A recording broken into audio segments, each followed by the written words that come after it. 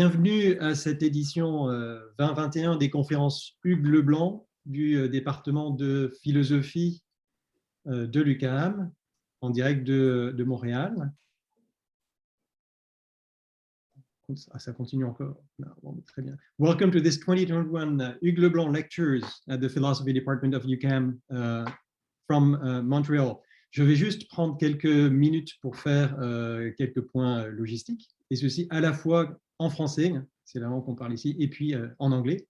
I'm just to take a few minutes to make a couple logistics announcements, both in French and in English, and then we'll have the lecture. C'est donc un très bel honneur et vraiment un privilège que d'accueillir cette année Elliott Sober, qui est professeur au département de philosophie de l'Université du Wisconsin à Madison. Elliott Sober donnera une série de 3 conférences aujourd'hui, demain et après-demain, toujours à 15h30, heure de Montréal. It's a real honor and a privilege to have with us this year Elliott Sober, who is professor at the Department of Philosophy at the University of Wisconsin-Madison. Elliott Sober will give a series of 3 lectures today, tomorrow, and the day after tomorrow, starting at 3:30 Montreal time. Donc tout d'abord, un petit mot quand même au sujet des conférences Hugues-Leblanc. Ces conférences ont été créées en mémoire du logicien et philosophe québécois, dont elle porte le nom, Hugues-Leblanc. Après une maîtrise à l'Université de Montréal, juste après la Seconde Guerre mondiale, Hugues-Leblanc est accepté à l'Université de Harvard pour son doctorat, qu'il a la chance de faire sous la direction de Quine. Et c'est en fait aux États-Unis qu'il va faire toute sa carrière, en Pennsylvanie, au Bryn Mawr College d'abord, puis à Temple University à Philadelphie. Et c'est de retour sur Montréal qu'il va demander à être associé au département de philosophie de l'UQAM pour la fin de sa carrière. Parmi ses très nombreux travaux, on retiendra ses recherches sur la logique dite libre, sur la sémantique des valeurs de vérité, sur la démarcation entre logique classique et logique intuitionniste, ou encore en théorie des probabilités sur la sémantique probabiliste, ce qui est devenu en fait son sujet de prédilection vers la fin des années 70. So to start with, let me say a few words about the Hugues-Leblanc lectures. These lectures have been named in honor of Quebec logician and philosopher Hugues-Leblanc. After a master's at the Université de Montréal, right after World War II, he is accepted at Harvard University for his PhD and has the chance to work under the supervision of Quine. He then spent all of his career in the US, in Pennsylvania, first at Bryn Mawr College and then at Temple University in Philadelphia. Back in Montreal, he joined UQAM at the end of his academic life. He was an extremely prolific researcher, and among his numerous contributions, I will mention his work on free logic, on the semantics of truth values, on the demarcation between classical logic and intuitionist logic, as well as his work on probability theory and probabilistic semantics, which became his favorite themes at the end of the 1970s. Et donc, depuis le début des années 2000, les conférences qui portent son nom, de Hugues-Leblanc, sont devenues l'occasion d'inviter à Montréal des philosophes de très grand renom. L'objectif étant donc de stimuler la recherche à la fois en logique, le domaine de prédilection d'Hugues-Leblanc, mais aussi plus largement au sein du vaste domaine de la philosophie analytique. Et c'est dans ce contexte que nous avons aujourd'hui l'honneur et, je dois dire aussi, l'immense plaisir d'accueillir le philosophe des sciences, professeur Elliott Sober. Since the 2000s, the lectures that were named in the honor of Hugues-Leblanc have been the occasion to welcome to Montreal a series of great and inspiring philosophers with the objective to stimulate research in philosophy of logic, that was the domain of Hugues-Leblanc, but also within the broader domain of analytic philosophy. And it is in this context that it is today an honor and an immense pleasure for us to welcome philosopher of science professor Elliott Sober. So Professor Sober is professeur au département de philosophie de l'Université du Wisconsin à Madison, titulaire des chaires Wiliam Vilas et Hans Reichenbach. Sa recherche s'inscrit dans les domaines de la philosophie des sciences et de la philosophie de la biologie d'évolution. Il est tout particulièrement reconnu pour ses travaux sur la notion de parcimonie en relation avec l'évaluation des théories. Il est aussi très reconnu pour ses très nombreuses contributions à la philosophie de la biologie. Il a également publié sur la question des faits probants et de la probabilité, sur le réalisme scientifique et l'instrumentalisme, sur les lois de la nature, sur le problème du cerveau ou de l'esprit, ou encore sur le naturalisme. Ces publications incluent de très nombreux articles et livres, parmi lesquels on citera son manuel de philosophie de la biologie. On est nombreux à connaître, hein, Philosophy of Biology, qui est publié chez Westview en 1993, qui est devenu depuis un véritable classique.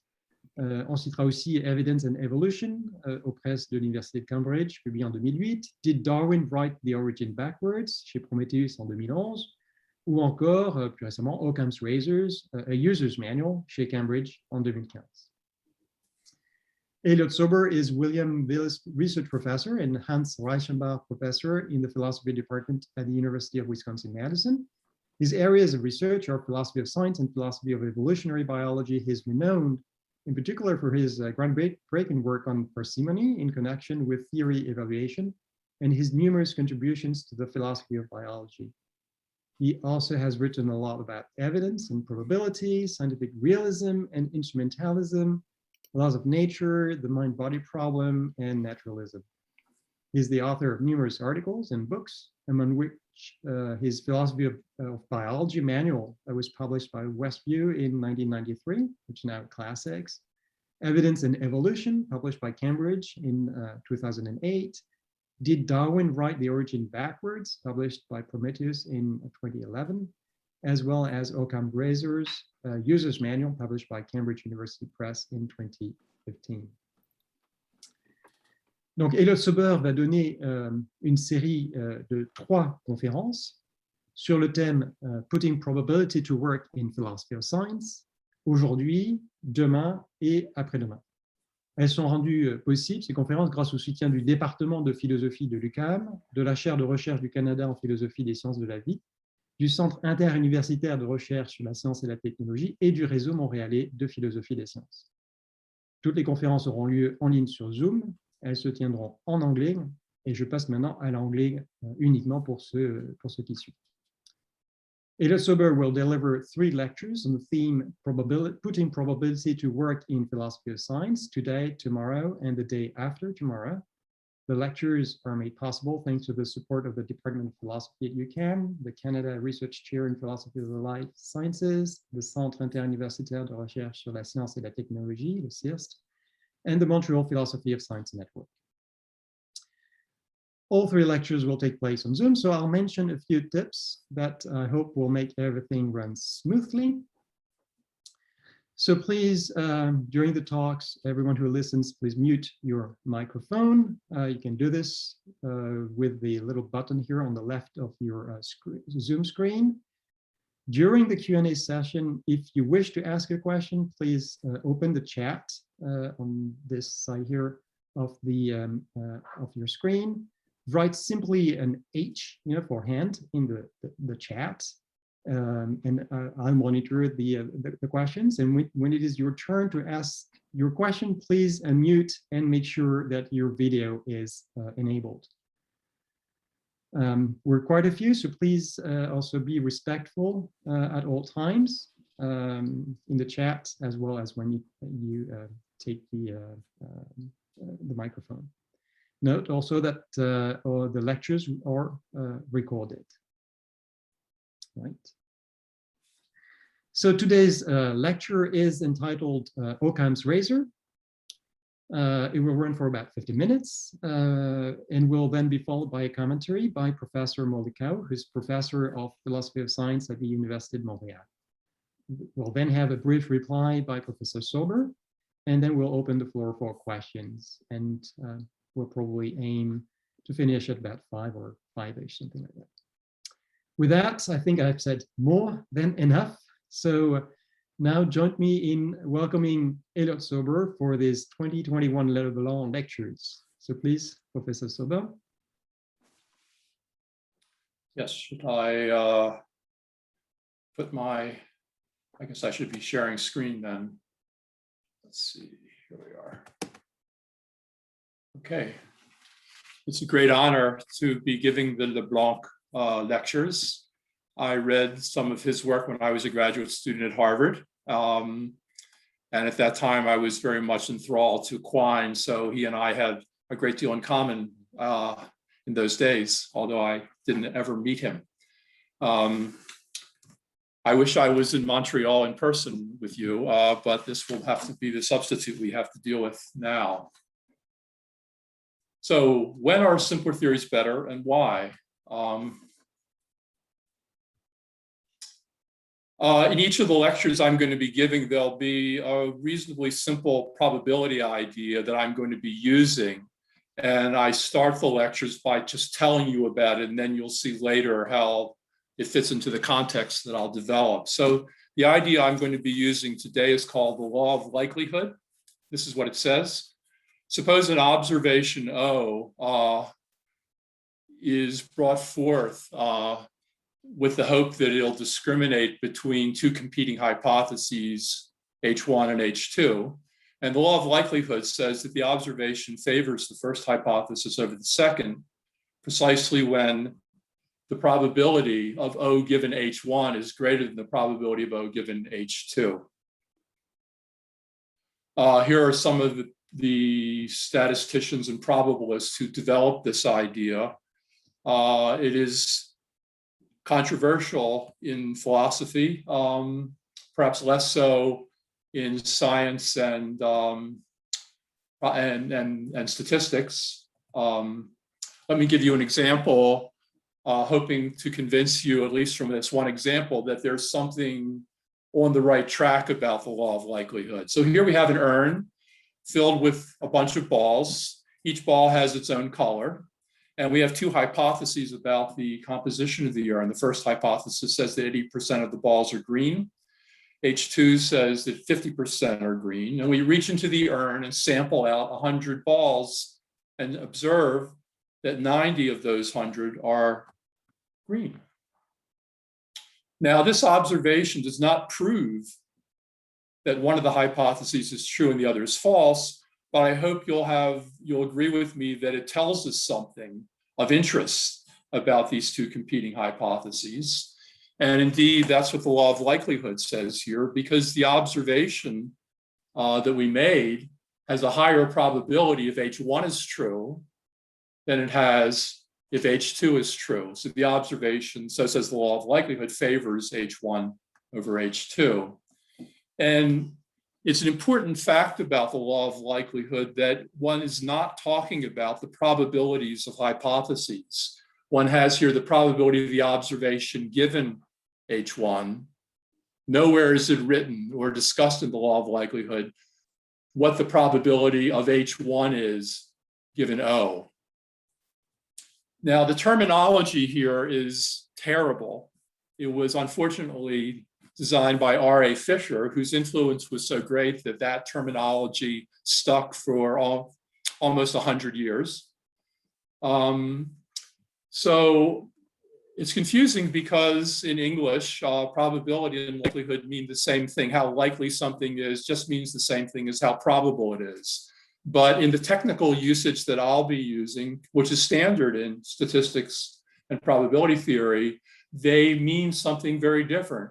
This is the probability that H has if O is true. It's H's posterior probability, the probability that H has after you observe O. That's where this terminology comes from. Whereas this is likelihood of H, namely the probability that O has given H.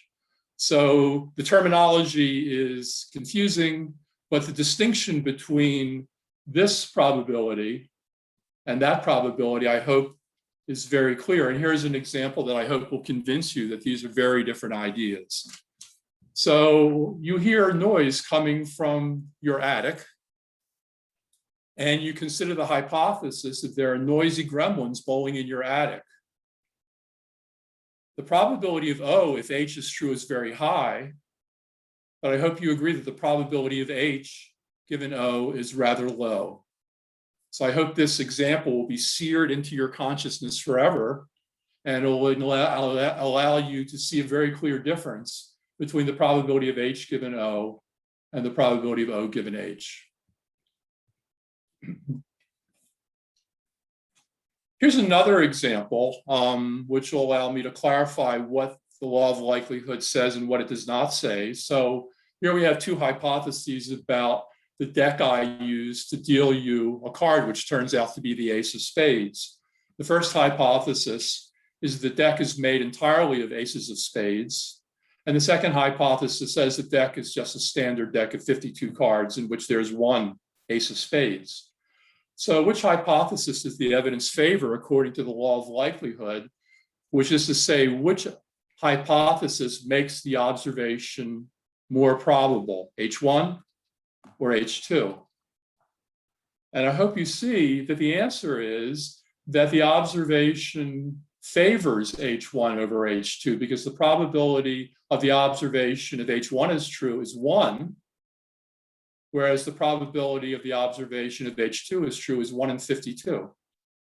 And this may sound crazy to you because I'm saying to you in a way that the observation favors a very weird hypothesis over a much more familiar and everyday hypothesis. How can that be? Well, the answer is the law of likelihood tells you how to interpret the evidence we're talking about, namely this observation O here. It doesn't bring in background knowledge. For example, the fact that standard decks of cards are extremely common in the world we live in, and decks of cards that are made entirely of aces of spades are extremely rare. It doesn't take that background knowledge into account. That's another matter. That the law of likelihood is just about interpreting this observation, leaving aside other things that you may know that are relevant to evaluating H1 and H2. Okay, here's another question about the law of likelihood. Does it capture what the word favors actually means in English? And here's an example that I think shows you that it does not. So suppose a weather forecaster looks at the current weather conditions and says that these conditions favor the hypothesis that it will rain tomorrow over the hypothesis that it will be clear tomorrow. Well, what does that mean? According to the law of likelihood, it means that the probability of today's weather conditions given that it will rain tomorrow is greater than the probability of today's weather conditions given that it will be clear tomorrow. But I think what it really means, I think the way it would instantly be understood in just ordinary discussion is that the weather conditions favor rain tomorrow over clear tomorrow because the present weather conditions make it more probable that it'll rain tomorrow than that it'll be clear tomorrow. So law of likelihood, the word favor is sometimes to talk about differences in the probabilities of hypotheses, whereas the law of likelihood is strictly about the likelihoods of hypotheses. So the word favoring, I can't say the justification of the law of likelihood is that that's what the word favoring means in English. It doesn't always mean that. Sometimes it does, but not always. So you might say, well, then why should we accept the law of likelihood? Well, we need a word for this concept. And I chose the word favoring for it to try to point to its being epistemically relevant to the evaluating of competing hypotheses, but it's not the best word. I don't know if there is a better word in English for what I think the law of likelihood is actually doing. So why is this a good idea, the law of likelihood, if it doesn't capture what the word favoring always means in English? Well, here's a role that it plays in the evaluation of the hypotheses of observations. So what we have here is the hypothesis H1 having a certain probability given the observation. Here's the posterior probability of H2 given the observation. And it's a mathematical fact that that ratio of the posterior probabilities is equal to the likelihood ratio. Here's our friend, the likelihood of H1 and H2 right here, and times the prior probability of H1 and H2. Here's the intuitive idea. Before you learn that O is true, you have a certain opinion about whether this is more probable than that, and if so, by how much. And after you learn that O is true, that can change how you evaluate the comparison of H1 and H2. And according to this equation, the way that change is brought about is by H1 and H2 having different likelihoods. notice that if this ratio were equal to 1, the ratio of posterior probabilities would have to equal the ratio of prior probabilities. That is, if these two likelihoods have the same value, the observation should not change your degree of confidence in H1 compared to H2. The way you change your mind about the comparison of H1 and H2 is by virtue of the hypotheses conferring different probabilities on the observation. So that's from a Bayesian point of view. I think this is why the law of likelihood is meaningful and should be taken seriously. I have to admit that not all Bayesians agree with what I just said, but to me, this is one way in which the law of likelihood fits into this larger approach to probability called Bayesianism, where Bayesianism is in the business of thinking about the probabilities of hypotheses. But as I mentioned, the law of likelihood is not about the probabilities of hypotheses. Well, there are other approaches to the law of likelihood. I'll just mention that Fisher and Anthony Edwards view the law of likelihood as a primitive postulate, meaning it's rock bottom. It doesn't get justified in terms of anything more fundamental because it's a fundamental item of epistemology. And I won't go into this today or tomorrow or the next day either. But in the third lecture, the one on Friday, I'll be talking about a different view of the law of likelihood, different from the primitive postulate idea, and also different from the Bayesian understanding of the law of likelihood. Okay, so that's my background. Now let's turn to the topic at hand, Occam's razor. Here's a beginning formulation of what the principle of parsimony says. It says that theories that postulate fewer causes or processes or entities or something else, ... are better than theories that postulate more causes or processes or entities or whatever. And of course, one of the main goals today is to analyze what better means here. And I'll be describing different things that might be meant by that. But just some historical background, which is probably unnecessary. William of Ockham was a medieval philosopher. He was not the inventor of Occam's razor. This is a typical thing in the history of ideas, that an idea is named for someone who doesn't deserve to get credit for it. But such is life. Here is a saying that is in Ockham that more or less expresses what I was saying, that don't postulate more things than you need to do for what. And usually one says need to postulate in order to explain what you've observed. It's not unique to medieval philosophy. Here's Einstein endorsing the idea when he says, it can scarcely be denied that the supreme goal of all theory is to make the irreducible basic elements as simple and as few as possible, without having to surrender the adequate representation of a single datum of experience. Occam's razor lives on in contemporary science. I want to say a little bit about one figure in the scientific revolution, a fascinating detail, I think, about what was once an extremely common way of understanding why Occam's razor is a good principle for evaluating theories.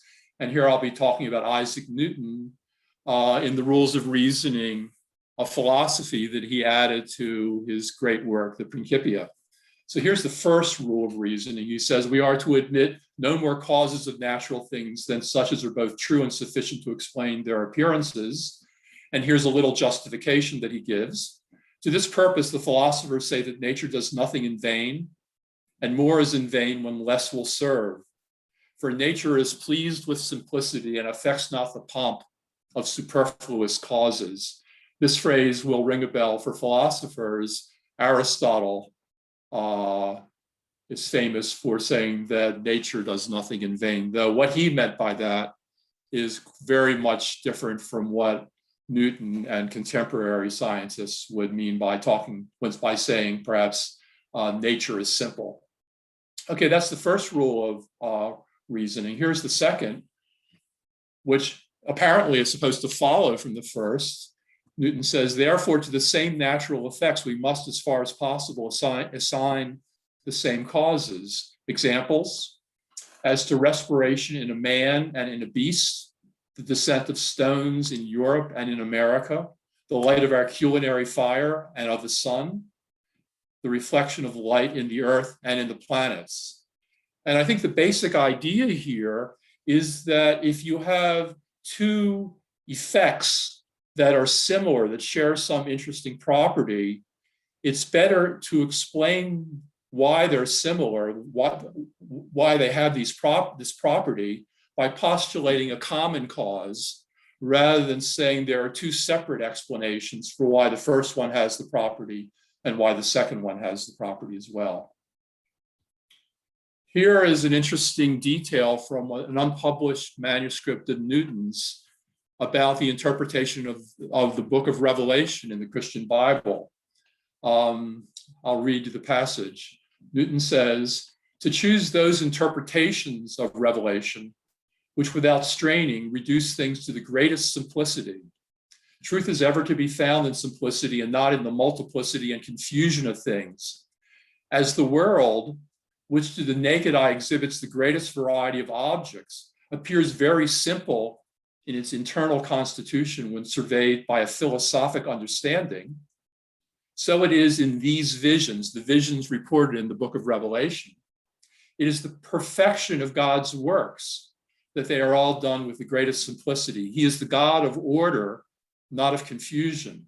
And therefore, as they that would understand the frame of the world must endeavor to reduce their knowledge to all possible simplicity. And so it must be in the seeking of understanding in these visions reported in Revelation." So what Newton is saying is that the same principles that should govern biblical interpretation are the ones that the people we now call scientists use and ought to use in interpreting natural phenomena. You should prefer simple versus as opposed to complex explanations and interpretations. And the phrase order and not confusion partially comes from Corinthians. Well, this is the picture that Newton was buying into, that the reason Occam's razor makes sense as a principle for interpreting nature is that God created the laws of nature with the idea that they should be simple. And therefore, we human beings, when we endeavor to understand nature, should use a principle of simplicity to try to understand nature. Let's leave the theology behind now and see if there is a non-theological answer to the question, why should a simpler theory be better than a theory that's more complex? That can mean different things. One thing it might mean could have this answer. You're asking whether simpler theories are they easier to understand, to remember, and are they more beautiful? I think so. I think the answer to this is yes. However, that's not the sense of better that I'm going to talk about for the rest of this lecture. I'm interested in these epistemological questions, not does it please us or fit well with our feeble intellects, but rather questions like these. Why think that simpler theories have higher probabilities? Why think that evidence favors simpler theories over theories that are more complex? And why think that simpler theories are more predictively accurate? I'll say just a little bit about the first of those harder questions, why I think that simpler theories are more probable. So suppose you have strong evidence for proposition A and none whatever for proposition B. Given that, you might be wise to believe A and to suspend judgment about B.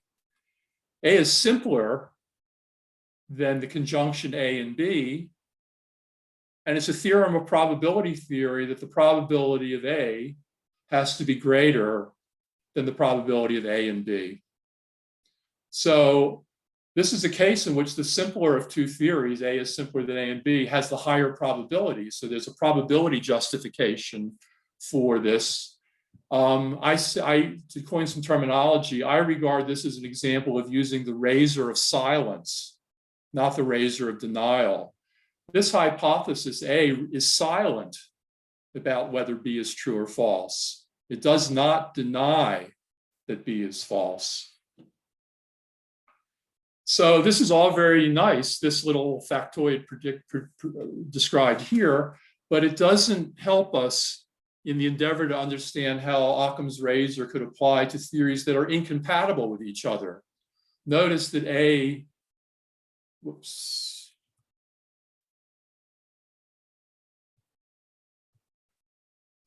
Notice that A is not incompatible with A and B. So this story about the probability of A being greater than the probability of A and B simply does not apply to the evaluation of incompatible theories. So now I'm going to move on to the heart of the story I want to tell you about these two harder questions. Why I think that evidence will favor simpler theories over more complex theories. And later on, the question of why I think that simpler theories are more predictably accurate. This is the one and only picture that appears in Darwin's book, The Origin of Species. It's a picture that biologists today will instantly recognize as a phylogenetic tree. What we have is a bunch of objects. Where's my cursor? Here it is. At the top of the tree. This is now, and there are 3, 5, 8, 11, 14 objects here. And as we go down the page, we're tracing those objects back into time. These could be different species, or let's just make them different species for the sake of our example. And as you go back in time, you're finding that species that exist now find common ancestors. So here's the most recent common ancestor of the 3 species above it. Here's the most recent common ancestor of the 5 that are above it. And as you go down the page, you see that all the many species that are at the top of the page trace back to 1, 2, 3 ancestors. This is not the start of life on Earth, and maybe if we drew the picture even further down, these 3 lineages would coalesce into ones that come together and find common ancestors. And if it does, then we're reaching a principle that biologists believe now. It's called the principle of universal common ancestry. All the life on our planet traces back to a single common ancestor.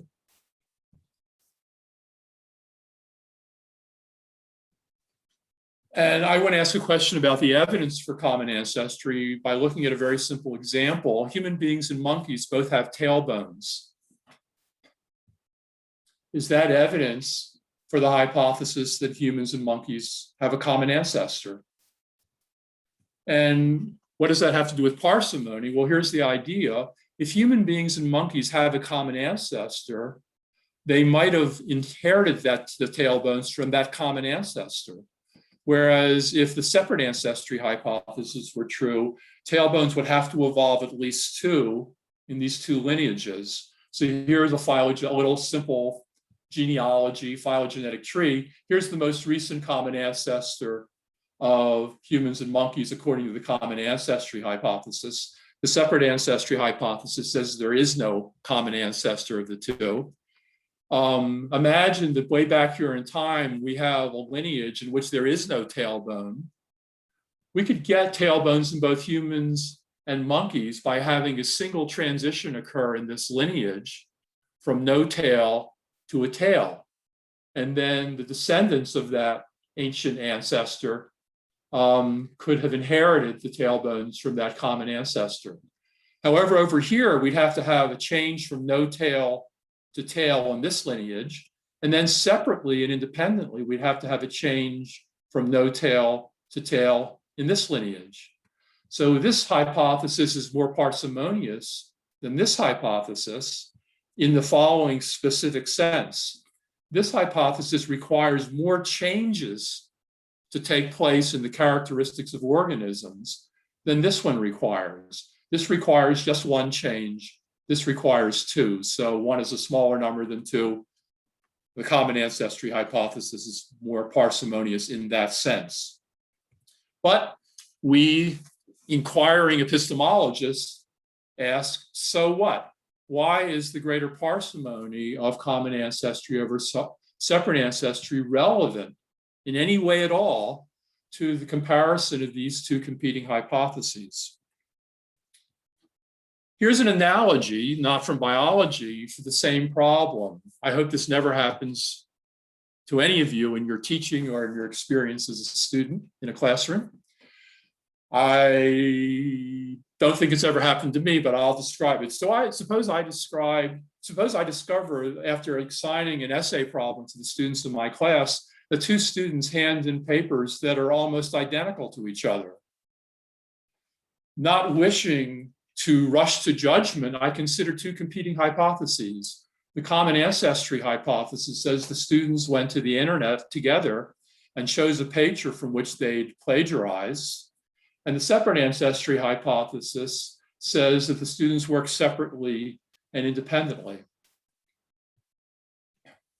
And I hope you have a feeling for why the law of likelihood seems to be relevant here.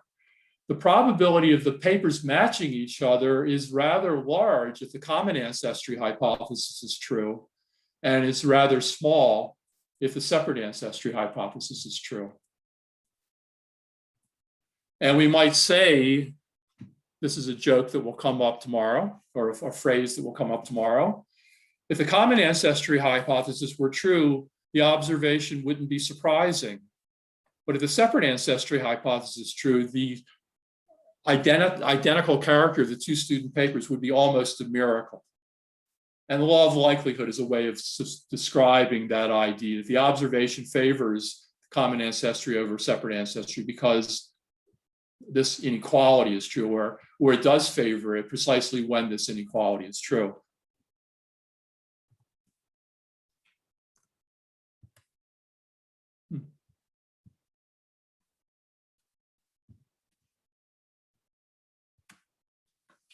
So here's where we are. If this observation of the shared tailbones between monkeys and humans was more probable under the common ancestry hypothesis than it would be under the separate ancestry hypothesis, then the law of likelihood would tell us that the similarities that we're talking about that humans share with monkeys would be evidence favoring common ancestry over separate ancestry. But notice that I wrote an if here. And what we're now going to investigate is whether this inequality is true. And what I'm going to do is describe assumptions in which indeed the similarity has a higher probability if the common ancestry hypothesis is true than it would have if the separate ancestry hypothesis were true. But then I'm going to describe other assumptions, which flips the inequality, strange but true, that under these weird assumptions that I'll describe, they're not really that weird, the similarity of human beings and monkeys favors separate ancestry over common ancestry. Okay, so what I'm going to be doing is using some ideas from Hans Reichenbach here. It's not exactly what he called the principle of the common cause, but it's in the neighborhood. And I hope you already have the sense that a common ancestor is a common cause, and separate ancestry is a hypothesis of separate causes. So what I need to do is talk about assumptions, which I'll get to in a minute, under which this observed similarity between humans and monkeys has a higher probability if the common cause hypothesis is true than it would have if the separate cause hypothesis is true. To describe those assumptions, I have to explain, can I close this here? Maybe I shouldn't.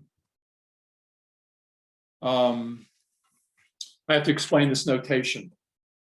So X is the probability that human beings will have a tailbone if their ancestor C had a tailbone. And A is the probability that human beings will have a tailbone if this ancestor did not have a tailbone. And similarly, Y and B have similar. Y is the probability that monkeys will have a tailbone if the ancestor has a tailbone. And B is the probability that monkeys would have the tailbone if the ancestor lacked the tailbone. And C is just the probability that this ancestor had a tailbone. So all I've done is explain the notation. I haven't stated any assumptions, which I'll now do by using that notation. Can I relocate these things? I can't read this slide when it's up here. Yes, you can move the lines of videos to the right part or lower part by dragging it. Oh, okay. This here. Probably we can see. No, I can exactly. Yeah, I can see what I can do. You're right. What? Okay, good. Let me try to do that. There we go. That helps me. Okay. So here are the assumptions. The first one just says that all of these 5 probabilities, X, A, Y, and B, are not 1 and they're not 0 either. Easy to understand. The second assumption says the probability of humans having a tailbone, if their ancestor already had a tailbone, is greater than the probability that humans would have a tailbone if their ancestor lacked a tailbone. And similarly, for monkeys, the probability that they have a tailbone if their ancestor had a tailbone is greater than the probability they have a tailbone if their ancestor lacked a tailbone. Conditional independence just means that the probability of both these guys having a tailbone if the ancestor has a tailbone is just the product of the probability the first one has a tailbone given that the ancestor does, times the probability that the monkeys have a tailbone given that the ancestor does. Cross-model homogeneity, that's a fancy phrase. It just means that the probabilities I used over here are carried over to the separate ancestry hypothesis. So the probability of humans having a tailbone if their ancestor has a tailbone is the same, X, regardless of whether the common ancestry or the separate ancestry hypothesis is true. And similarly for the other probabilities, I'm just carrying these 5 letters over to this side. And the last one just means that the probability that both of these separate ancestors will have a tailbone is just the product of the probability that the first one will have a tailbone times the probability that the second one will have a tailbone. That's what probabilistic independence means. Now, before I go ahead, I want you to see that there are 2 ways that human beings could end up with a tailbone starting down here. The first way is that this lineage ends up with C having a tailbone, and the tailbone is retained and passed along here. That's one way to get from the root of the tree up to this leaf. There's a second way to get to the same result, namely, there's no tailbone down here, and then with probability A, the lineage goes from no tailbone here to a tailbone up here. Okay. And that's the same thing will apply here. There are 2 ways for human beings and monkeys to both have tailbones. The first is that the common ancestor has a tailbone, which is retained in both the lineages leading to monkeys and the lineage leading to humans. And the other way of getting there from here is for this common ancestor to not have a tailbone, and independently, this lineage goes from no tailbone to tailbones, and this one makes the same transitions. There are 2 scenarios over here by which you can get the observations. Okay, so given that, you can then use these 5 letters, CX, A, B, and Y, to express the probability of human beings and chimps having a tailbone. And here is the first way of getting there from here.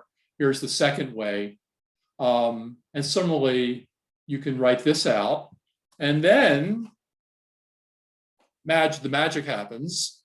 Given the assumptions that I told you about before, you can prove that this quantity here is bigger than that quantity over here. That is, you can prove that the common ancestry hypothesis has the higher likelihood, that this thing is bigger than that thing.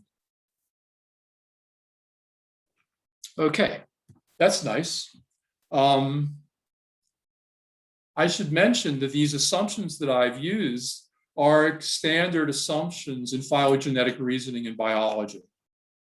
So I think a biologist will say, that's great, I'm happy to hear that. There are other situations where you're comparing common causes and separate causes where these assumptions will not be true. They won't even be plausible. And that's what I'm going to describe now. I'm going to describe other assumptions about common causes and separate causes, which will flip the inequality, like I said before. Will have the result that a similarity between two individuals is evidence favoring separate causes over the hypothesis that they have a common cause, contrary to the Reichenbachian thing that I was just describing. Okay, so here's a simple example. And this is supposed to be very intuitive. I'm hoping you'll say, oh yeah, and you don't need to do any algebra or math. Okay, so here's an example. Suppose there's a gene that causes a woman to become sterile after her first child is born. This is hypothetical. Suppose you observe that Sue and Mary both have this gene.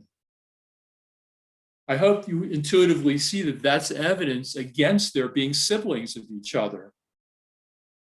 If they were siblings of each other, they'd have to have the same mother. And if they're siblings of each other with high probability, the mother's got the gene, well, then she can't have two kids. So this is, I think, if there were a gene like this, it would be very strong evidence, almost conclusive proof, that Sue and Mary are not ancestors of the same parents, descendants of the same parental pair. Here's another example in which a similarity favors separate causes over a common cause. Suppose that each of several businesses in Montreal has a single boss and multiple employees. And now you observe that two employees, whom I'll call Jacques and Gilles, are both unhappy with their jobs. Now, this is a similarity that they share. Is that evidence that they have the same boss? Not if the following is true. Suppose Jill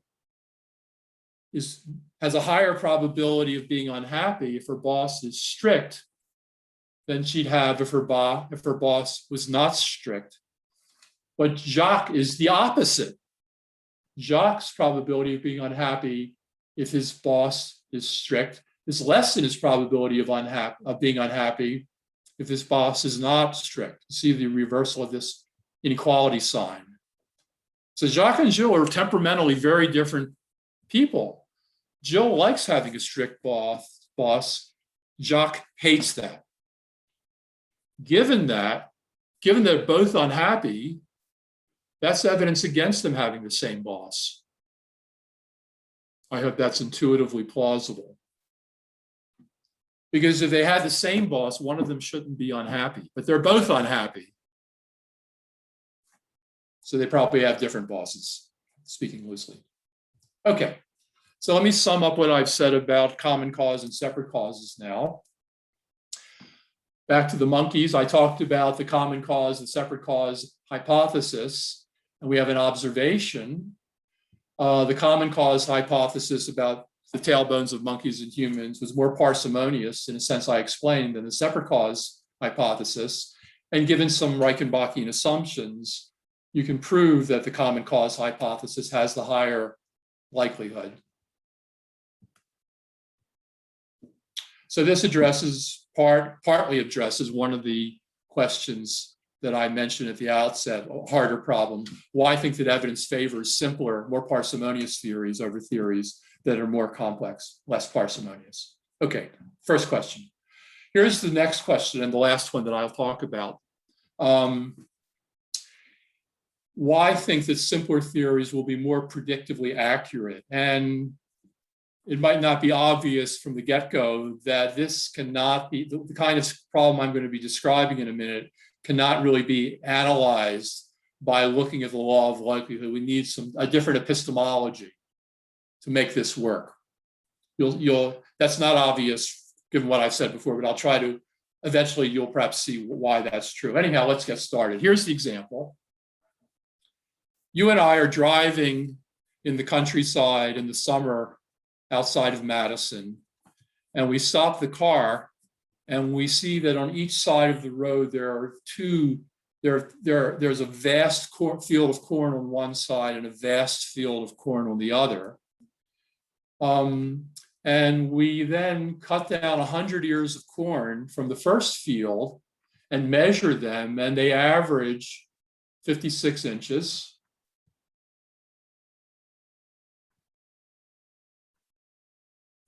And we do the same thing for the second field of corn. We take 100 ears of corn there, measure them, and we get the average that the 100 ears of corn have an average height of 52 inches. And we want to use these observations to evaluate two hypotheses about the relationship between the two populations, the two population means. Here are the two models that I'll be talking about. The null model says there's no difference at all between the average height in the first population and the average height in the second. Diff says, the diff hypothesis says that there is a number beta which equals the mean height in the first population minus the mean height in the second. Calling it diff is a little misleading here because diff does not say that beta is non-zero. It might be zero, but it might be positive and it might be negative. Diff says they might have different mean heights. It doesn't say they must. Here's a feature of the difference between null and diff that's very important. Diff has an adjustable parameter, and you'll see what I mean by that in a second, whereas diff does not. There's no adjustable parameter in the null model. Okay, so what we're going to do to evaluate these models is we're going to estimate the value of the adjustable parameters in each. There's only one adjustable parameter to talk about. It's beta. So we want to find an estimate of beta that makes the observed difference between these two samples as probable as possible. And I hope you see intuitively that the most likely estimate, in the sense of maximum likelihood, is the estimate of 4. If that were the true difference between M1 and M2, it wouldn't be that surprising that we got the observations we did. Whereas if we had estimated that M1 minus M2 was equal to, let us say, 500 inches, then what we observed would be extremely surprising, extremely improbable. So we now have our two models. And here's the question that I've been leading up to. We want to ask ourselves the question, which of these two fitted models down at the bottom of your screen will do a better job at predicting new data that we're going to draw from the two fields of corn? Again, we know what the old data looks like. We're wondering how well null and diff will do in predicting new data, which we do not have in front of us. And here is just to summarize the difference between these two models. Diff fits the data much better than null because diff substitutes the number 4 for beta, perfect fit with the observations, whereas null doesn't have as good a fit because it says the difference between M1 and M2 is 0. On the other hand, null is simpler. It's more parsimonious because it has 0 adjustable parameters, whereas diff has 1 adjustable parameter. So why am I bringing in the difference in parsimony between diff and null here? Why is parsimony relevant to figuring out which of these two models will be more predictably accurate? Before I answer that question, let me describe something that's part of the lived experience of scientists who build models. They very often have the following experience. You can construct a very complicated model that will do a very good job of fitting the data in front of you. But when But when you fit that model to the data and use the fitted model to predict new data, it does a terrible job, a very poor job of predicting new data. Great at fitting the data in front of you if you're complicated, very poor at predicting new data. And in contrast, they often have this experience that a simpler model that has fewer adjustable parameters does a less good job of fitting the data at hand. Yet, for some strange reason, when that simpler model is fitted to the data, the fitted model does a pretty good job of predicting new data. So this suggests that if you want to think about which models will be predictively accurate, you should take into account parsimony. That's what this suggests. And I think scientists, whether they pursue this any deeper, are saying, yeah, I get that. That's what I'm going to do. I'm not going to build a hopelessly complicated model and fit the data perfectly, because I'm going to pay the cost in making inaccurate predictions if I do that. And you might ask, well, maybe this is just a brute fact about the lived experience of scientific model builders. Maybe it doesn't have any explanation. It's just, that's life. You know, you just accept the facts as they are. Well, that turns out not to be true, thanks to the Japanese statistician Akiyike, who did some groundbreaking work starting in the 1970s on the idea that I've been calling predictive accuracy. That's not his term. And his mathematical work led to an idea for evaluating models called AIC, the Akiyike Information Criterion. Here's the criterion. If you want to estimate a model's predictive accuracy, you got to take account of two things: how well it fits the data you have, and then you should impose a penalty for how complicated it is. So you can see just from this idea that fitting the data very well helps you to get a good score for predictive accuracy, but being simple is also going to help you to get a good score. These two desiderata are in conflict with each other, just as scientists experience. You make this really big and you're going to make this penalty term large. So what we're looking for is some optimal balance between fitting the data and simplicity and complexity. That's just the criterion. Where does it come from? It's based on a theorem that Akiyike proved, which is that he proved that an unbiased estimate of the predictive accuracy of a model is equal to the log of the probability of the data given the fitted model minus k, where that red term is the measures fit to data and the blue term measures the complexity of the model. As is always true, when there's a theorem, it has to be based on assumptions. Here are the three assumptions that go into proving Akiyike's proof of his theorem. And since I see the clock is ticking, I'm just going to go ahead and not discuss these assumptions. I'm happy to do so in discussion if you like. So it's not inevitable that simpler models are better. That's not what happens when you use AIC. It depends on the data whether the complicated model will get a better or a worse AIC score than the other model. But what it does say is if the two models fit the data about equally well, the simpler model, the null model, can be expected to make more accurate predictions. Now you might ask yourself, and here I'm hinting at a question I'll discuss more fully tomorrow, why are we testing these two models against each other, since we know before we look at even a single ear of corn that diff is true and null is false? This just says there exists a number, beta, which equals the mean height in the first population minus the mean height in the second. Duh, of course there exists a number like that. It might be positive, it might be negative, it might be zero, but surely there is a number like that. So that's obviously true. And null, just as obviously, is got to be false. These are fields of corn with thousands of plants in them. This says the two fields have exactly the same mean height, not sort of the same, exactly the same height to the millionth decimal place and beyond. Then surely we know that's not true. So why in heaven's name should scientists bother to test things where a priori you know what's true and what's false here, nearly a priori? Well, I think one answer that's important here is that sometimes scientists want to evaluate models for their predictive accuracy.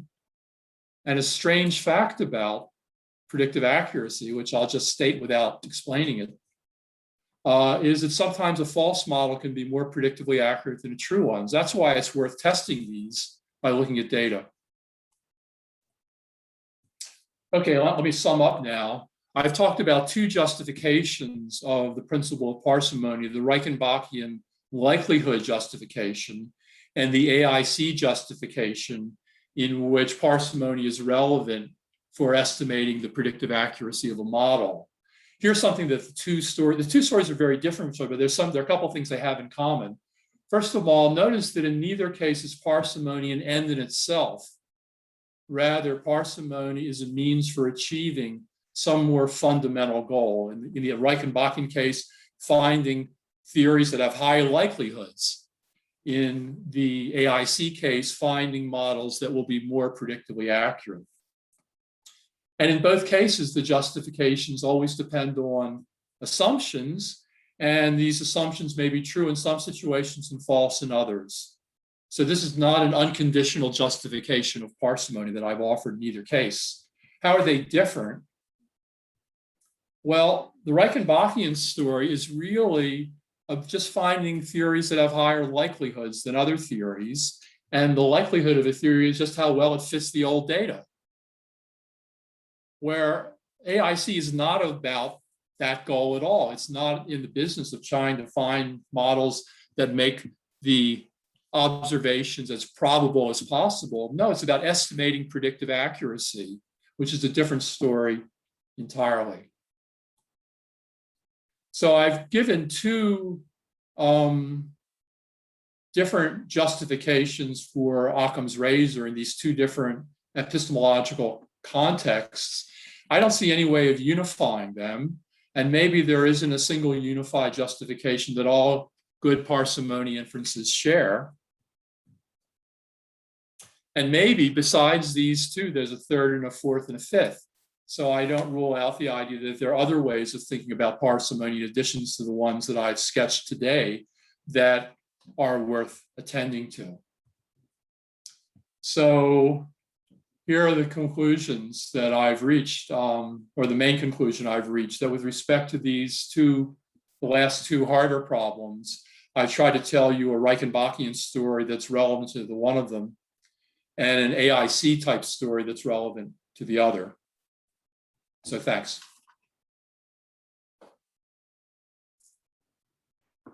Thank you. Thank you so much, Professor Sober. Let's see, we can do this also. Everyone's clapping hands. Difficult on Zoom though, huh? Virtual clapping. Thanks so much. It shows actually, parsimony is not that easy, but we have good arguments for it. And so now let's hear the commentary by Molly Cao, who is a professor of philosophy of science at the Université de Montréal. Molly, do you want to share your screen?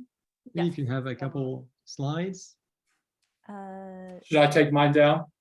I think I can only share once someone else stops. Yeah. Right, I just did. Okay, good. Okay, wonderful. So let me just over here. And as I explained after that, Elliott Sober will make a quick reply, and then we'll have the questions. I guess you were eager to ask questions. So Molly, go ahead. Yes. Well, thank you, Elliott, for your talk and for agreeing to give all three talks, actually, for the Conférences. We're very happy to have you, even though it would be nicer if you were here in Montreal physically, but maybe in the future. So yes, I'll just go ahead and start. You see my slides, right? Okay. So to begin, I think one of the important takeaways of Elliott's work, not just in this talk, but just on simplicity in general, is kind of this recognition of how we have to specify what question is being asked when we're talking about parsimony. And by being more precise about this, by being more precise about what we mean by parsimony or simplicity in a given context, that's when we can get a better sense of how different answers can be given to these questions of parsimony. So this leads us to recognize that there are a variety of justifications that can be appealed to according to the particular context. So we have to pay attention to the contextual facts and assumptions to see if those particular justifications are applicable in any given case. So in the talk, Elliott talks about, well, he addresses two major questions, namely why evidence might favor one hypothesis over another in the context of talking about likelihoods, and why simpler theories or hypotheses might be more predictively accurate. So his answers to the questions involve this example about common ancestry and also an example about making reference to the Akaike information criterion. So in my commentary, I'm largely going to concentrate on the first of these questions. And so recall that the first of these questions has to do with the definition of what it means, Elliott's definition of what it means for observations to favor one hypothesis over another. So it's the case that observations will favor the first hypothesis over the second hypothesis if the likelihood, that is the probability of making that observation given the first hypothesis, is greater than the second. So again, Elliott gives an example regarding the competing hypotheses of common ancestry versus separate ancestry. And so he asks, is it the case that there's evidence that favors the simpler theory of common ancestry? And what he does is to introduce the Reichenbachian assumptions that have to do with common cause. So he shows that the example of common ancestry plausibly satisfies these common cause conditions. And so in this case, the more parsimonious hypothesis of common ancestry is favored by observations.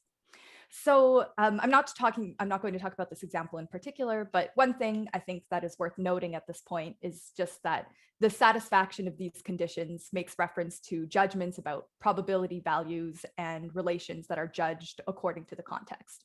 So determining whether the Reichenbachian assumptions are satisfied depends on having some understanding of how, for example, like probabilities of a tailbone given a common ancestor are calculated in a particular context.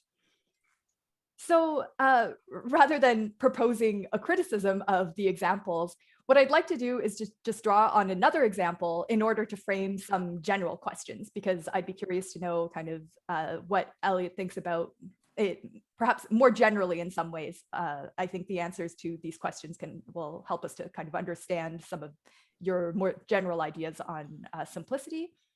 So I'll propose a way of understanding the example to ask basically if, according to Elliott, this is a legitimate reading. And if it isn't, then I'd invite him to elaborate on why, and hopefully that will give us something to give us a fuller picture.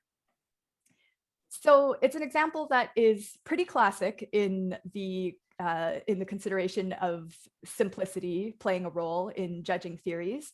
So we're going to talk about the Ptolemaic versus the Copernican models of the planetary system. And again, this is often a case that's described as a simpler theory winning out over a less simple theory. But of course, the real story is a little more complicated. So the Ptolemaic model of the planetary system, just to go into a bit of, I know the image is not very good. It's not my strong point. So yes. Pardon me for that. But anyway, the Ptolemaic model of the planetary system is a geocentric model with the Earth at the center, around which revolves the sun and the known planets at the time that the Ptolemaic model was proposed. So, I mean, this model was very accurate with respect to describing the observed motions of the planets, and in particular, to account for some of the motions that were observed of the retrograde motion of certain planets. This model is very accurate. So when we're talking about retrograde motion, we mean that from the vantage point of the Earth, if we're tracking, for example, Jupiter's movement in the sky, at some point Jupiter will be moving in an orbit, but then will go backwards and then continue moving moving in the original direction again. So Ptolemy, I mean, a model where you just have the planets orbiting the Earth and the sun orbiting the Earth doesn't get you retrograde motion. And so Ptolemy posited the existence of epicycles. So it's not the case that the planet just revolves around the Earth. It revolves on an epicycle that is itself. So this epicycle, it's here, is centered on, well, roughly centered. The epicycle is centered on a circular orbit that is itself roughly centered around the Earth. So I am skipping a few details here, but I don't think it interferes with the point being made. Okay, so our Copernican model, on the other hand, is a heliocentric model. And so the Earth, along with the other planets, revolve around the sun. And rather than attributing the retrograde motion of planets to epicycles, it's attributed to the motion of the Earth catching up to those other planets in its orbit around the sun. I can show you this GIF if in case this is interesting, just to see how retrograde motion works, but this is not the central point. I just think it's a nice little GIF to show you, to show why we observe retrograde motion in a heliocentric system. Okay, but let's go back to our slides. All right, so a first take on why this theory is better in virtue, like why is the Copernican theory better than the Ptolemaic theory? Can we say that it's simpler and better in virtue of being simpler because it eliminated the epicycles of Ptolemy's theory? Well, no, we can't say that because that's just not true. Copernicus's model still had to postulate epicycles to fit all of the observations, even though they weren't the mechanism by which we get retrograde motion specifically. So a second take is that we can attribute retrograde motion to, we can attribute retrograde motion to an existing causal structure, that of the movement of the Earth, rather than positing independent movements. And in fact, this is one of the arguments that Copernicus himself uses to defend the theory, along with Galileo decades later when he's defending the Copernican theory. And this seems like a parsimony argument, but the problem with this is that it seems to presuppose a defense like the theological one that Elliott doesn't want to fall back on because it's essentially saying simplicity is better. Okay, this is taking longer than I thought. Pardon me. So an arguably more sophisticated response about why the Copernican model is better has to do with an additional phenomenon, because it turns out that on the Ptolemaic model, there's a correlation between the line joining a planet to the center of its epicycle and the line that joins the Earth to the sun. And in fact, these lines remain parallel as the sun and the planets orbit the Earth in the Ptolemaic model. Okay, so this is a correlation that we might think needs to be explained. And we could ask why, whether there's some way to understand the observations as favoring the Copernican model over the Ptolemaic model. And in particular, we can ask if there's a way to do that that has to do with simplicity.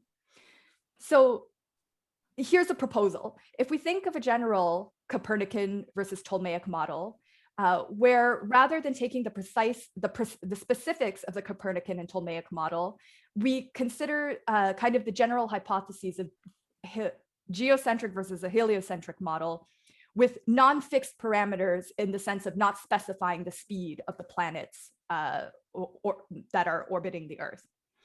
Then could we make the argument that this observation of this correlation between the lines joining the epicycles and the line joining the Earth and the sun, is this the kind of observation that favors a Copernican theory over a Ptolemaic model? So arguably, we could say that the first value here is close to 1, since the parallel lines are essentially the result of the movement, one movement, that's the Earth's movement. And so it's expected that there would be this correlation. But the problem is here, to estimate the second, we might need to make reference to something like a principle of indifference. If we say, in principle, there are different speeds of revolution along the epicycle that are possible, and so we should consider them as having some possibilities. And so when we calculate what the probability would be that they all have the same, that they all are matched up in that way, this is just less probable due to the probabilistic space of possibilities. So to make this a little more plausible than just talking about the principle of indifference, we could make reference to different motions of celestial objects that seem to have different speeds, and for example, speeds of the inferior planets that don't display this regularity. Okay, so on this way of describing the situation, this obviously rests on background assumptions and plausibility arguments, but what I would it seems to me that also in the case of giving a more kind of fundamental justification in the example of common ancestry, we're in the same kind of situation of having to determine, to make plausibility judgments in the background. So my point in presenting the example here is not so much to push this interpretation, but kind of to see what Elliott thinks about it. And so with that in mind, some of the questions that I have are, well, is this a legitimate way to say that the observations favor the Copernican over the Ptolemaic theory? And if this is a legitimate case of favoring, is it actually just a presupposition of simplicity rather than justifying it? Because we don't want to bake simplicity into the assumptions. And I would think that this avoids doing that in a naive way, but I don't know if Elliott would agree. And as I said, we always have to make reference to background assumptions, even in the plausibility judgments in Reichenbachian assumptions. So there's a question about the role of those. And so if parsimony is not an end in itself, what's the kind of end here, if this is a parsimony argument? And finally, if this is not a parsimony argument, is it okay then that this, I think one strength of this explication is that it kind of matches up with the kinds of justifications that are given by, for example, Copernicus and Galileo. If we say that it's not a parsimony argument, then are we happy with that to just like accept the fact that they're not, that it isn't consistent with some of the justifications that were given? Okay, so that's everything. Thank you. Thank you very much, Molly. Thank you.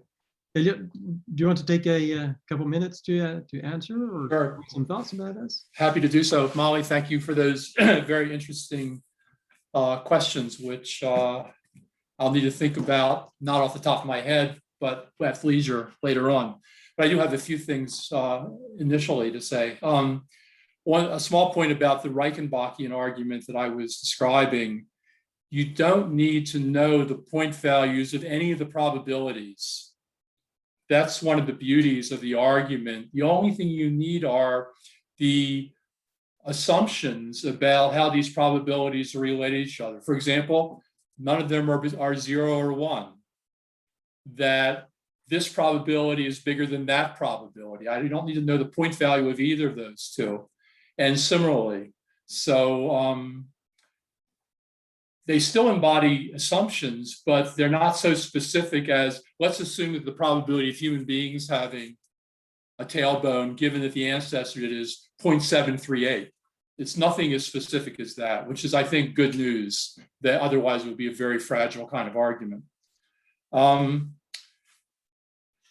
The Ptolemaic versus Copernican question is intricate and difficult. I do like very much, Molly, your idea of trying to think about them each having models with adjustable parameters in them. I think that's a very useful idea. In my book, Occam's Razors, I offered an analogy between the astronomical problem and a very simple problem, which I think captures something good about what's going on for the astronomy. So I have a friend named Susan, and last summer, for each of 7 days, she told me when she went to the lake that she saw a red sailboat. Consider two hypotheses. First hypothesis says Susan saw the same sailboat 7 times. The second hypothesis says that Susan saw a different sailboat each day. Now, both of these hypotheses are compatible with the observation, but there's a difference between them. The first hypothesis entails that those sailboats have got to have the same color. I'm assuming that sailboats are not chameleons here. They don't change color. They don't get painted through the duration of the summer. So built into the structure of the same sailboat hypothesis is this constraint on the data. They're all going to be the same color. Whereas the idea that the second hypothesis, saying she saw a different sailboat each day, is compatible with them it being a red sailboat each time, and it's compatible with all the other possibilities also. So I think that is a telling, I mean, that is, first of all, it's an interesting difference that the same sailboat hypothesis predicts something about what she observed, whereas the different sailboat hypothesis merely accommodates the fact that it was the same color each of 7 days. So the difference between prediction and accommodation is really important here. And I think that corresponds to a lot of the examples in the astronomy we're talking about, that built into the guts of the Copernican model is a certain constraint on the data, whereas the Ptolemaic model by itself doesn't constrain it, but if you adopt an extra assumption, you can fit the data. So Ptolemy is accommodating what Copernicus is predicting, speaking roughly. So I'm not saying something precise, but I'm just trying to sort of give you a feeling for the kind of story that I think could be developed here. Whether this will turn out to be Reichenbachian or Achaikian is a kind of further question. But before you get to that, I mean, I think this similarity between the sailboat problem and the geocentric versus heliocentric problem is, I think, interesting. One final comment. Molly mentions the importance of examining the plausibility of auxiliary assumptions. You don't just get to make these up. And if you can defeat a theory by pointing out that it has an assumption that we have tons of evidence against, that's great. And maybe you don't really need to bring in Occam's razor, or you're done. You've got observations that undercut part of that theory. And I'm certainly that happens in science a lot. I'm interested in the cases I was describing today, I'm interested in cases where the observations I'm considering are compatible with both. I mean, I don't have any sort of extra trick in my hat to say, well, it can't be that way. So I'm interested in how parsimony might enter the story at that point and tell you, yeah, these two theories both fit the data, but one of them's better for some reason. So I think I'll leave it at that. Yeah, well, thank you. Thank you very much. I hope you're happy with this, Molly. Anyway, you can still ask questions, but let's say make it possible for the audience also to ask questions. And we have a first, try to monitor these questions here. We have a first question by Jean-Noël Bérubé. Would you like to ask your question, Jean-Noël?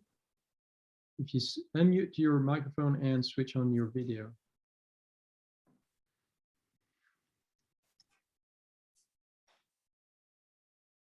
Let's see here.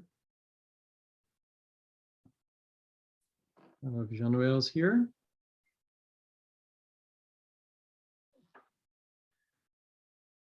Unless Jean-Noël doesn't want to speak out loud. Should I ask? The question is in the chat, so I guess I can read it. You can probably also read it, Elliott, but I'll read it loud. Okay, I'll open my chat.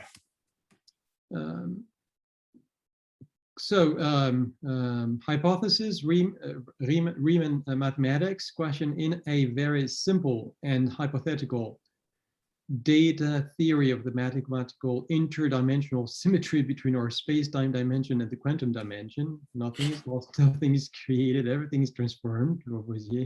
What would be the best starting point? First, the probability, likelihood, verisimilitude approach, or 2, the scientific experimental method, and or 3, the complete denial without even trying to make any experimental model. I don't know how you can answer that. I wish I could answer that, but I have to confess I don't know what to say. I mean, I don't have enough knowledge to even understand the question, so I have to pass. So I guess unless Jean-Noël wants to make his question more precise, that we will pass on that. Next question would be by Yves Gingras. Hello. Yves. So you hear me? Yes, we can hear you. We can see you. Okay. Excellent. So first, thank you very much for this high-level conference. Very, very interesting. My question is related to the example by Molly, because in all the talk, it's about evaluating the probability given one set of observation. The case of Copernicus versus Ptolemy is interesting because we have, in fact, opposing, many of them have different probability. For example, in the case of Copernicus, he explains much better the fact that the order of the planet is proportional to the distance, whereas in Aristotle, he had a problem with the change in the order around some planets. But if you look at the Earth, then you see the probability that the Earth turns is very low because we feel nothing and we had no. So would you add then the probability of the sixth analysis and the total of them? Because when we take one, we choose Copernicus, but when we look at the other one, we took Ptolemy because we had no physics of this. So in most cases in science, we have a lot of competing arguments, and I guess we will have to add them up each by one to see that in the total of the sum, it's higher than the total of the sum is the other. Is that around that? Yeah, thank you for that question or description. Yeah, I agree with you that it happens in science a lot that you have two theories, and this theory is better in some respects, and this theory is better in other respects, perhaps with different data sets that you're thinking about. And then you face the difficulty of figuring out how to give an all things considered evaluation of the theories, and that's can be difficult. Yeah, I mean, so the work that I did in my book about this, I basically was talking about two regularities that Copernicus and Ptolemy were both addressing and trying to explain why the Copernican model was better, and I tried to use the story about Susan to sort of illustrate the kind of point I thought I could make about the difference between accommodation and prediction. But there are tons of other details about the two astronomies that would need to be considered also for a kind of full evaluation. And I didn't do that. And I can't do that now, I'm afraid. Thanks. Yeah. But the idea is that we would have to add up the evaluation of each and get the one who get the larger. Yeah. Yeah, absolutely. So here's let me add a detail to what I said about common ancestry, which will give you a feeling how your point also applies there. So I talked about two similarities that human beings and monkeys share, tailbones, and I told you the Reichenbachian story. Well, it's a consequence of the Reichenbachian framework that if similarities favor common ancestry over separate ancestry, dissimilarities have to favor separate ancestry over common ancestry. So matching is in favor of common ancestry, mismatching will be evidence against. That's a fact. And so then that means that we have to look at the differences that separate human beings and monkey and evaluate that evidence, and then finally put it all together and give an all things considered judgment about whether common ancestry is better for the whole data set we have. So I think it is parallel to the point you were making. Thank you. We have a question from Fabrice Valcourt. Yeah, hi. So very naive question. I specialize in those. So I don't know much about probability and philosophy of science, actually, but the way I understand it is your argument was partly an appeal to our intuitions regarding the two models, right? We have the two models, we have the probabilities they both represent in a way, and we have intuitions regarding these. My question is, since we are in a scientific paradigm which makes dominant the theory of evolution, how do you account this and prevent biases we could have regarding the evaluation of theories, right? Because I agree with you, right? Like it seems more probable that there's a correlation, right? But at the same time, this theory is also supported fundamentally by the scientific paradigm we are in. So how do you account for that? Good. The way I may try to first start by talking about the way I was using intuitions. I was holding up examples and asking, hoping that you would agree that this theory is simpler or more parsimonious than that. I was just trying to engage what I hope is our shared intuitions about what's simpler than what. Common ancestry is simpler than separate ancestry. And I think I want to be able to say that before I get to anything about the epistemology here. So having agreed that common ancestry is more parsimonious than separate ancestry in the sense I described, the epistemology comes in when you ask the question, so what? Why is that difference between them relevant to deciding which theory is better, perhaps in the sense of the law of likelihood or AIC or some other epistemological framework here? But the intuitions are just about what's simpler than what. Let's see, there was another detail I wanted to mention.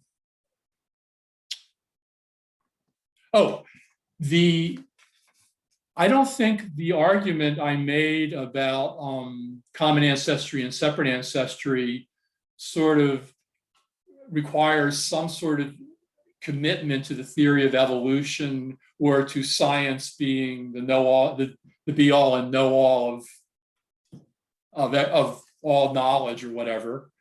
And that, in a way, that's, I think, illustrated by the plagiarism example.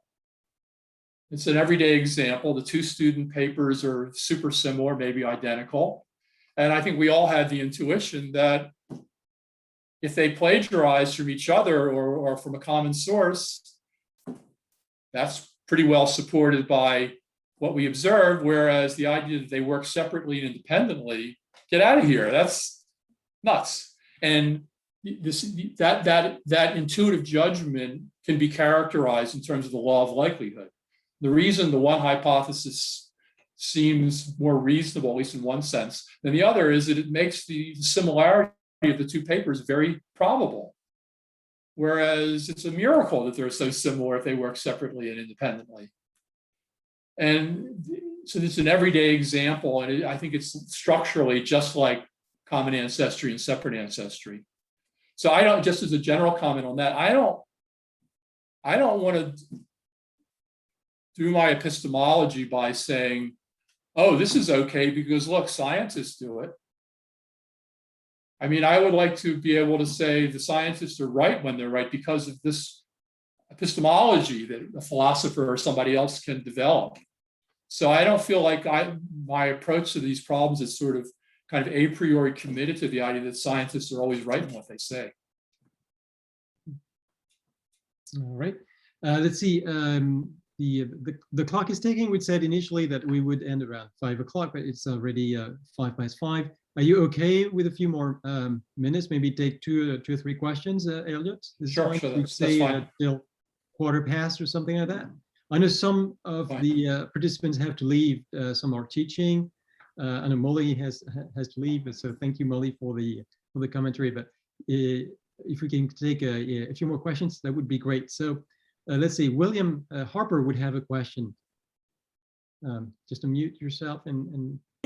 No, it's only a small remark that Molly was showing the retrograde motion of Mars, and that you had to have this thing parallel to the line from the sun to the Earth.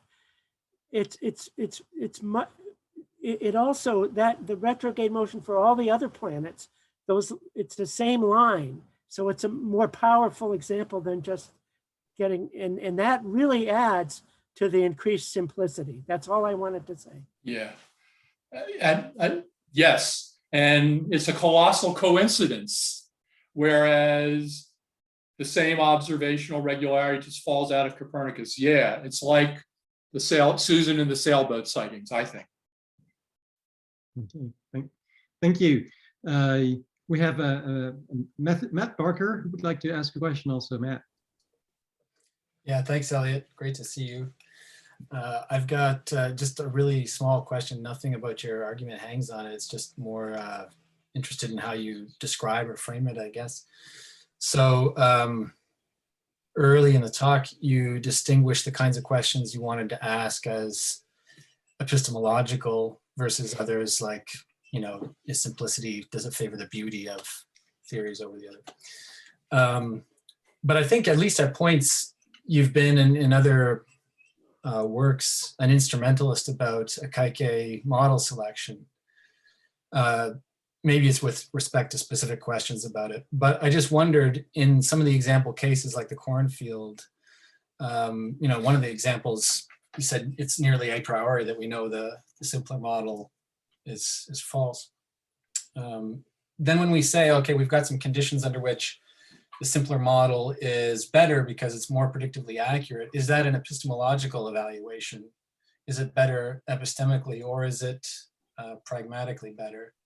And if it's the latter, in what interesting way can we distinguish it from the other kinds of pragmatic superiorities like beauty? I mean, a realist will say that the goal is to find true theories. An instrumentalist is the way, at least the way I want to understand instrumentalist, says the goal is to find predictably accurate theories. And those are both commitments that are being expressed saying, this is what I want. So in a sense, they're both pragmatics. It's an expression of what we're interested in developing. And I want to contrast both of those with someone who says, I just want theories that are beautiful or that are easy to remember. And the reason, the dichotomy that I see here is that what's true and what's predictively accurate depends upon the way the world is.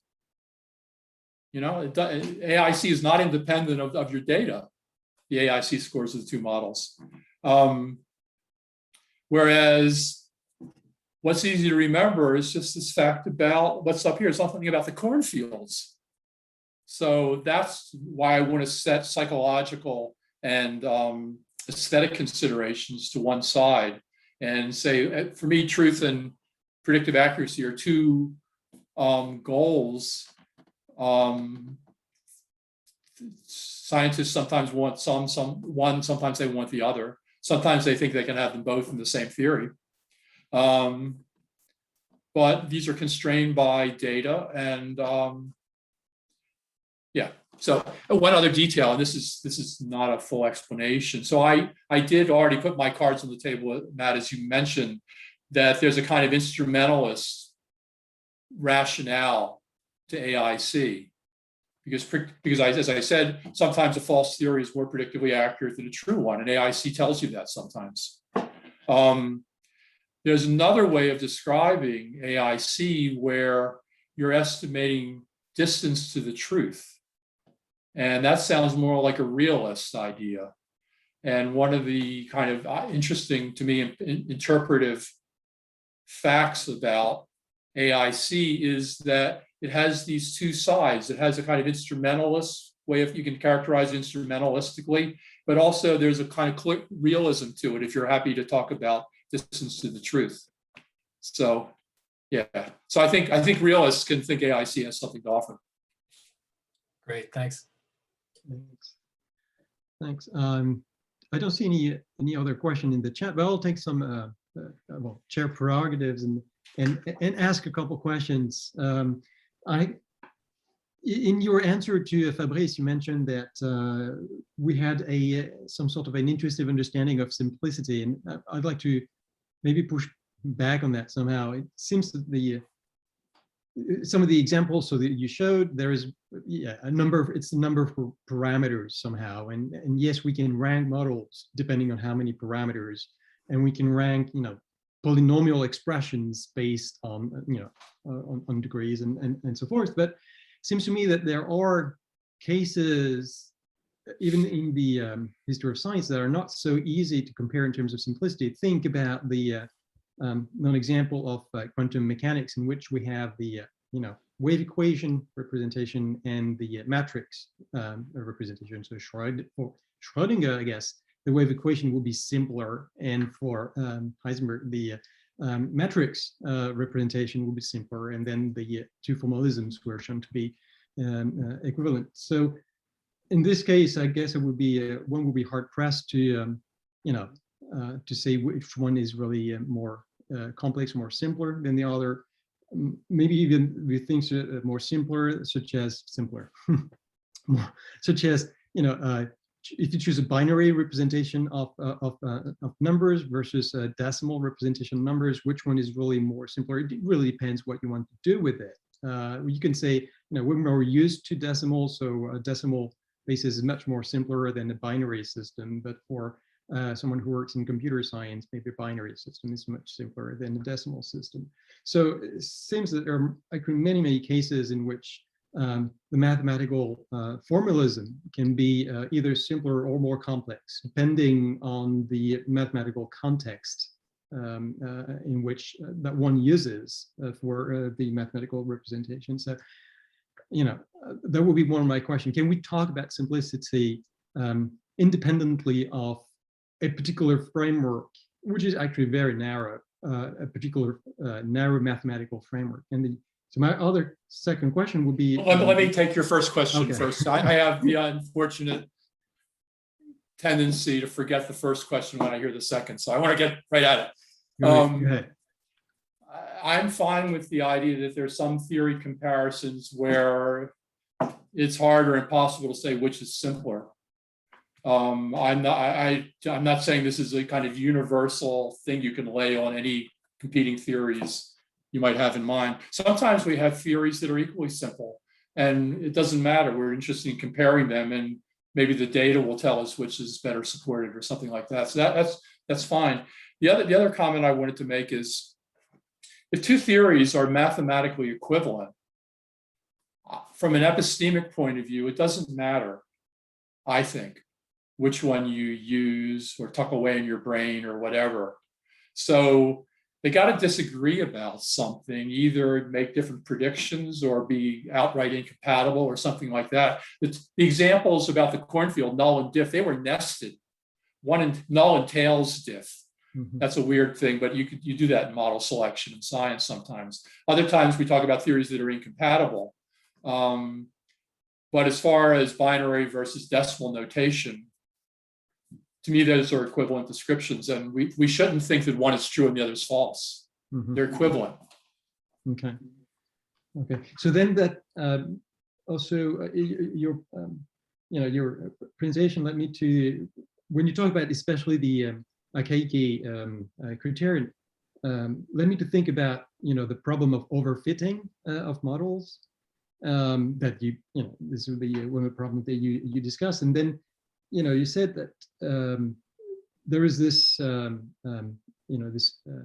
fact that we should favor in some cases more simpler models because they would typically avoid the overfitting, and I agree. This is the issue when we have too many parameters. Sometimes the model do overfit the data, so they're extremely good fit, but then the predictive power is very low, and so that pushes down. This is an argument in favor of having simpler models. But on the other hand, there is, it's not just a push towards simple model. There is a push also towards more complex models in order to somehow fit the data. And so in the end, it's not just parsimony. It's the balance between parsimony and anti-parsimony, or complexity, if you will. I'm sorry, go ahead. So I thought it's our choice of models is not just a matter of favoring simpler models over more complex models. It's about choosing the proper models, and it's a balance between the two forces somehow. I totally agree. That's what AIC is all about. You have two considerations that determine the AIC score of a model. It's fit to data, and it's simplicity, it's parsimony. And these are two separate things. And the sad situation in science is often that, as in my example of null and diff, the theory that fits the best is the most complicated. It wouldn't be great to have theories that fit the data perfectly and are super simple. Then you don't have to choose which is more important to you. But often there's this trade-off. Mm-hmm. Absolutely. Okay. Well, thanks a lot. I think we'll stop here for today. Let me see if I can share the the poster for tomorrow here.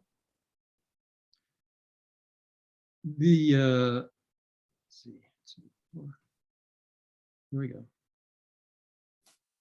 So tomorrow we'll have a we'll continue. We'll go on for with our second lecture. So same time, 3:30, same Zoom place. And tomorrow will be about realism, empiricism, and instrumentalism. So thank you all for your participation. Thank you so much, Elliott. And we'll see one another tomorrow on Zoom. Great to see you, Elliott. Goodbye, everybody.